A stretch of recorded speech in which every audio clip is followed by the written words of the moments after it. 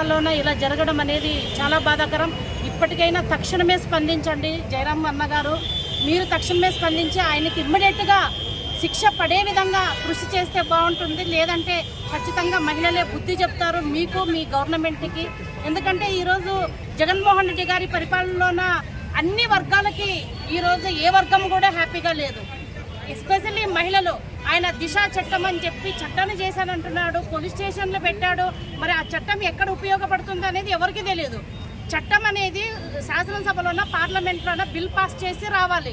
కానీ అదేమీ లేకుండా దిశ చట్టం అని ఒక పేరు తీసుకొచ్చి ఆయన పోలీస్ స్టేషన్లు పెట్టాడు, డిఎస్పీలు పెట్టాడు, పోలీసులను పెట్టాడు, ఎస్ఐలను పెట్టాడు. కానీ ఏ ఒక్కరికి కూడా శిక్ష పడిన దాఖలాలు లేవు.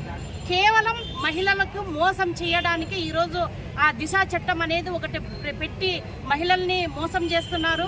అదేవిధంగా ఈరోజు ఎన్నో అత్యాచారాలు, ఆయన ఇంటి ముందే కూతువేటు దూరంలోనే ఒక మహిళ పైన అత్యాచారం జరిగినా కూడా స్పందించని జగన్మోహన్ రెడ్డి గారు ఇక్కడ దేవనకొండలో అత్యాచారం జరిగితే స్పందిస్తుంది అని ఆశించడం మనం రాష్ట్ర మహిళలందరూ కూడా మనం సిగ్గుపడాల్సిన విషయము.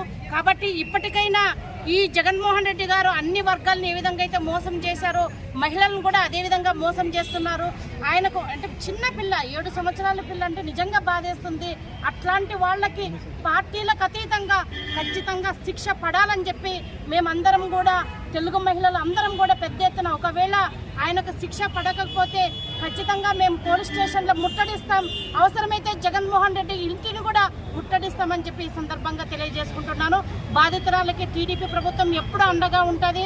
మేమందరం కూడా వాళ్ళకు అండగా ఉండి న్యాయం జరిగేంత వరకు పోరాటం చేస్తామని చెప్పి ఈ సందర్భంగా తెలియజేసుకుంటున్నాను.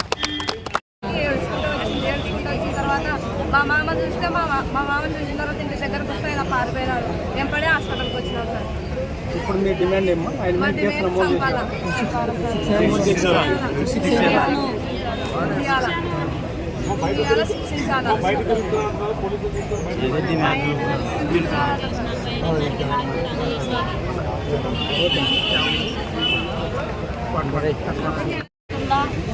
దాడులు, మహిళలపై దాడులు జరుగుతున్నా కూడా కనీసం పట్టనటువంటి ముఖ్యమంత్రి మన జగన్మోహన్ రెడ్డి గారు.